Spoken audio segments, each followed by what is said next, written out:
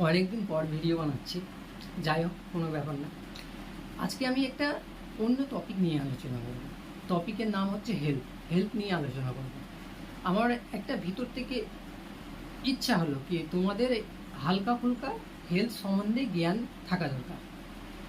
তো আমি যখন প্রায় মাধ্যমিক দেওয়ার সময় আমার একটা হেলথ ইস্যু হয়েছিল। তো সেখান থেকে আমি বুঝতে পেরেছি হেলথের গুরুত্ব কতটা। এক নম্বর কথা হচ্ছে কি, কেউ মাধ্যমিকে আছো, 11-এ আছো, 12-এ আছো, এখন কি হয় কি টিউশন পড়তে গেলে বা স্কুল পড়তে গেলে বাইরের ফাস্ট ফাস্ট ফুড যেগুলো হয়, অনেক বাইরের খাবার খেয়ে নাও। অনেক ছেলেগুলো আছে, যেমন আমরাই করতাম আগে, কি সন্ধ্যা হতো, বাবার বাইক ছিল, বাইক নিয়ে বেরিয়ে যেতাম, 2জন 3জন চলে যেতাম বাইরে কোনো রেস্টুরেন্টে খাবার খেয়ে আসতাম বা বাইরের বেশি খাবার খেতাম। তো এগুলো অ্যাকচুয়ালি ঠিক না, বাইরের এতটা খাবার ঠিক না। হালকা ফুলকা ঠিক আছে, কিন্তু বেশি ঠিক না। প্রথম কথা হচ্ছে বাইরের খাবার যতটা পারো কম করে দাও, কারণ ফিউচারে হেলথ অনেক ইম্পর্টেন্ট। 2 নম্বর কথা, জল ঠিক মতো খাও। কমপক্ষে 4 লিটার প্রত্যেক দিন জল খেতে হবে। তাহলে কি হবে, জল খেলে মনটাও ঠিক থাকে, সব ফ্রেশ লাগে একটু, আর তোমার খাবারও ডাইজেস্ট হয় ঠিক মতো। জলটা ঠিক মতো খাবে, প্রায় 4 থেকে 5 লিটার জল খাবে।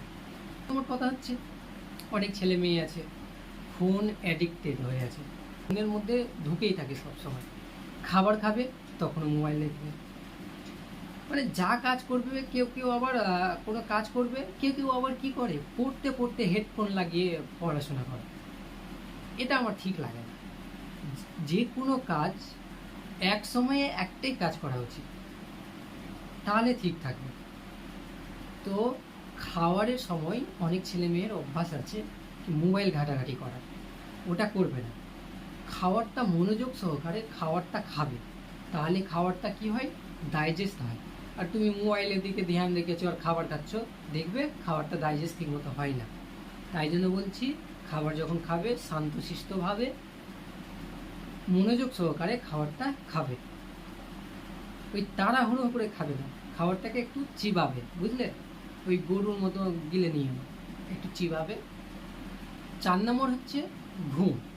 দেখো, ঘুমটা অনেক ইম্পর্টেন্ট।